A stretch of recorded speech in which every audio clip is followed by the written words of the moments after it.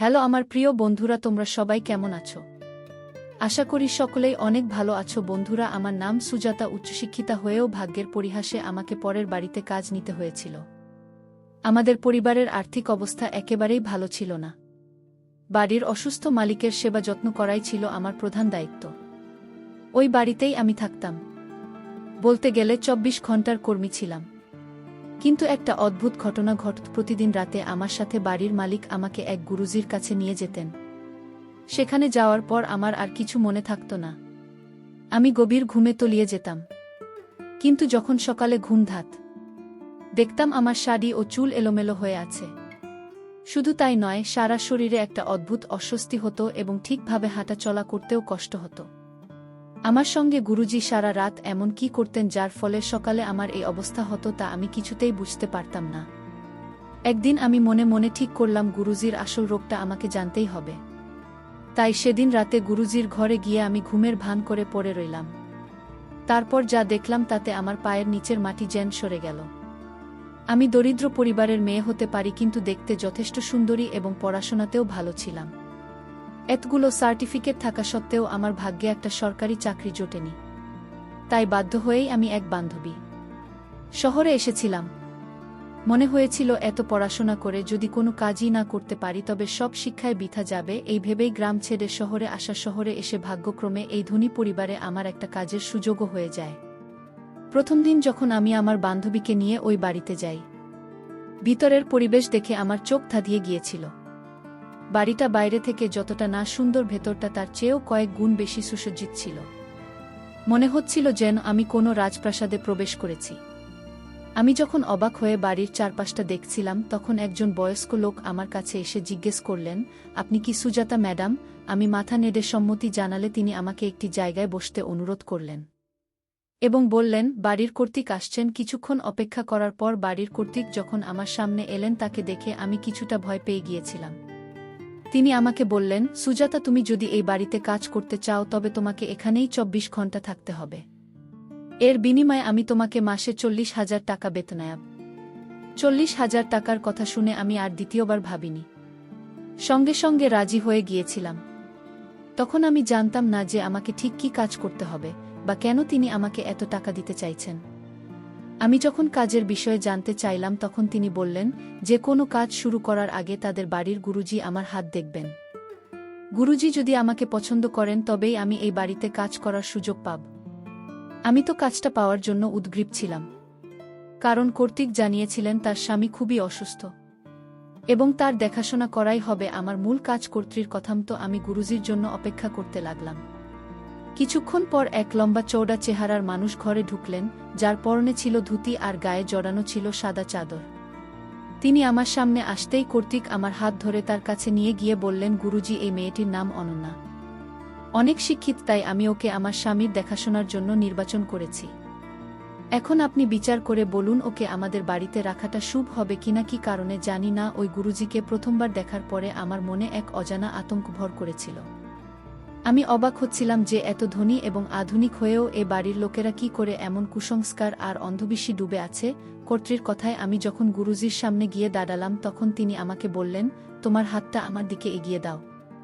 আমি ভয়ে ভয়ে হাতটা বাড়াতে তিনি তার ২ হাত দিয়ে আমার ডান হাতটা শক্ত করে চেপে ধরলেন এবং চোখ বন্ধ করে বিটবিট করে কি যেন মন্ত্র পড়তে লাগলেন। তারপর চোখ খুলে আমার মাথায় হাত রেখে কর্তুরীর দিকে তাকিয়ে বললেন, অনন্যাকে এই বাড়িতে রাখলে আপনাদের মঙ্গল হবে। এই মেয়ে এই পরিবারের জন্য খুবই সৌভাগ্যশালী। কিন্তু গুরুজি যখন আমার হাতটা জোরে চেপে ধরেছিলেন তার সেই স্পর্শ আমার একটুও ভালো লাগেনি। গুরুজির কথা শুনে কর্তৃক খুব খুশি হলেন এবং আমাকে মালিকের সাথে পরিচয় করিয়ে দেওয়ার জন্য উপরের তলার একটা ঘরে নিয়ে গেলেন। উপরের ঘরে গিয়ে মালিককে যে অবস্থায় দেখলাম তা দেখে আমার খুব কষ্ট হল। তিনি পক্ষাঘাতগ্রস্ত অবস্থায় একটি হুইল চেয়ারে বসেছিলেন। তার নিজের থেকে নড়াচড়া করারও ক্ষমতা ছিল না। কর্তৃক আমাকে বুঝিয়ে বললেন যে তার খাওয়া দাওয়া থেকে শুরু করে সমস্ত কাজ আমাকেই করে দিতে হবে এবং তার জন্যই তিনি আমাকে ৪০,০০০ টাকা বেতন দেবেন। মালিকের অবস্থা দেখে আমি মনে মনে ঠিক করলাম এই কাজটা আমি মন দিয়েই করব।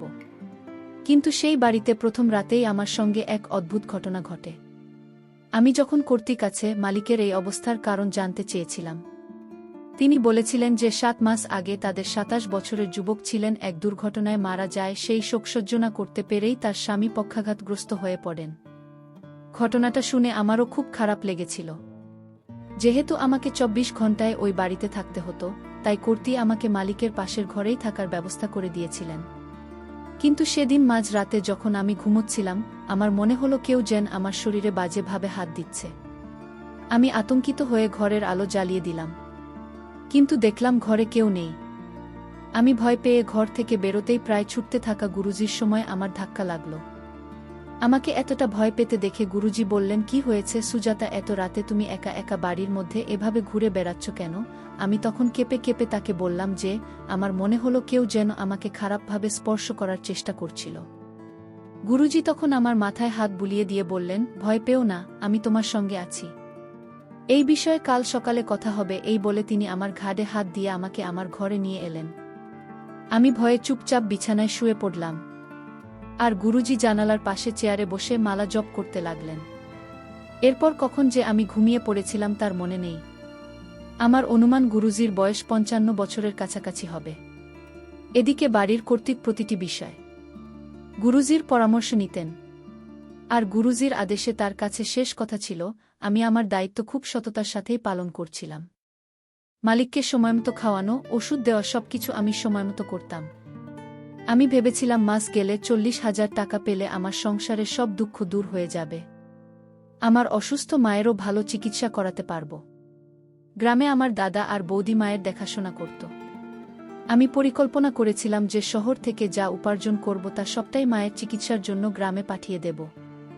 কিন্তু আমি স্বপ্নেও ভাবিনি যে এই বাড়িতে আমার সাথে এতটা অন্যায় হবে। দিনের বেলায় সবকিছু স্বাভাবিক থাকত, কিন্তু রাত হলেই শুরু হতো বিপত্তি। আমি যখনই নিজের ঘরে শুতে যেতাম মনে হতো কেউ যেন আমাকে বাজেভাবে স্পর্শ করছে। শুধু তাই নয়, যখন স্নান করতাম তখনও মনে হতো কেউ যেন বাথরুমের বাইরে থেকে উকি দিয়ে আমাকে দেখছে। অর্থাৎ ওই বাড়িতে রাতে গুরুজি করতেই তার যুবতী মেয়ে আর হরিকা ছাড়া আর কেউই থাকত না। তাহলে কে আমার সাথে এমন করত? বাড়ির বাকি যে 4-5 জন কাজের লোক ছিল, তারা দিনের কাজ সেরে দুপুরে নিজেদের বাড়ি ফিরে যেত, তাই তাদের উপর আমার কোনো সন্দেহ ছিল না। আর হরিকা তো সারাদিন রান্নাঘরেই ব্যস্ত থাকত। তাহলে কে আমার দিকে এমন খারাপ নজরে দেখত? আমি কল্পনাও করতে পারিনি যে যাকে আমি সবচেয়ে বেশি বিশ্বাসযোগ্য ভাবার চেষ্টা করছিলাম সেই লোকটাই আমার সর্বনাশ করতে চাইছে। প্রথম রাতের ওই ঘটনার পর থেকে গুরুজি আমার প্রতি খুব সহানুভূতি দেখাতেন, কিন্তু আমি কখনোই তার উপর পুরোপুরি বিশ্বাস করতে পারতাম না। আমার কর্ত্রী তার ছেলের মৃত্যুর শোকে প্রায় মানসিক ভারসাম্য হারিয়ে ফেলেছিলেন, তাই গুরুজি তাকে যা বলতেন তিনি তাই বিশ্বাস করতেন। এক কথায় করতেছিলেন গুরুজির অন্ধভক্ত। কিন্তু আমার রাতে মনে হতো যে কেউ যেন আমার উপর নজর রাখছে, তাই আমি রাতে ঘুমানোর সময় ভয়ে ঘরের দরজা জানানো সব বন্ধ করে গায়ে চাদর জড়িয়ে শুয়ে থাকতাম।